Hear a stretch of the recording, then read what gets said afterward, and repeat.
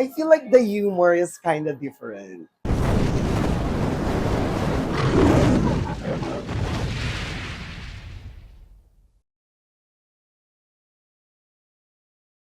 Culture shock. Ano ba? Parang, I feel like the humor is kind of different sa, bukod sa, yung humor nila is very different sa atin. And you can expect yon.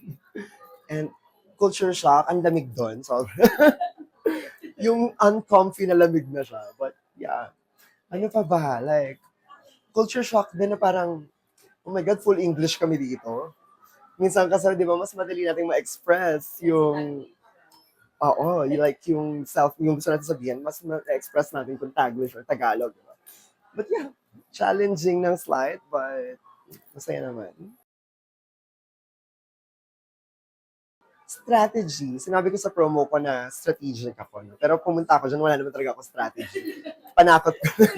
Hindi, parang pa-mind games ko lang yon ganyan. Pero wala eh, kasi alam mo, going there, gusto ko siyang maging very ako. Gusto ko enjoyin. Very authentic na ako. So, yeah, and yung biggest, ano yung last part ng question mo? What was the most mentally challenging? Yung pinaka-mentally challenging for me is siguro competing na alam kong iniisip ko na ang layo ko sa support system ko, sa friends ko, sa family ko, sa fans ng drag sa Pilipinas na very malakas.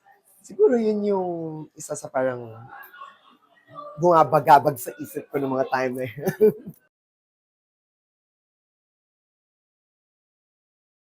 Siguro, nung nag-start pa lang kasi ako sa drag, may napanood ako ng mga queens and na-inspire ako to do it.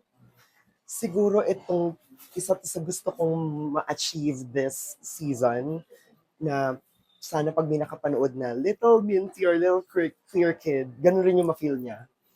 Yung parang fire, ito yung gusto ko. Sana pag nakita niya ako, masagot yung tanong niya na magda-drag ba ako or hindi or 'di ba? Like parang ma-inspire siya, yes. Kasi doon lahat nag-start.